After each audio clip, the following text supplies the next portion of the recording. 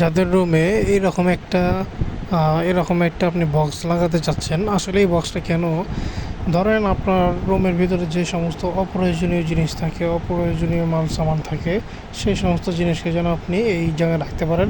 অর্থাৎ এটাকে আপনি স্টোর রুম হিসাবেও বলতে পারেন। এখানে এই স্টোর রুমটা কীভাবে বানানো হয়েছে, এই ঘরের ভিতরে এই স্টোর রুমটা হচ্ছে মূলত এই যে এই প্লাস্টিকটা হচ্ছে একটা গেট।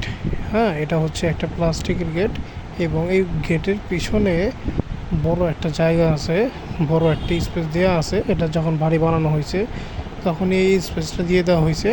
সো আমরা এসে জাস্ট এখানে এই দরজাটা লাগিয়ে দিয়েছি, ফলে এটা দেখতে একটা বাক্সের মতো দেখা যায়। সো এখানে ঘরের যত অপ্রয়োজনীয় জিনিস আছে, অপ্রয়োজনীয় মাল সামান আছে, সবগুলো এখানে রাখা যায়। অনেকে বাসার জন্য স্টোর রুম খুঁজে পান না, যে অপ্রয়োজনীয় জিনিসগুলো কোথায় রাখা যায়। এই রকম জায়গায় কিন্তু আপনি অপ্রয়োজনীয় জিনিসগুলো সুন্দরভাবে রাখতে পারেন।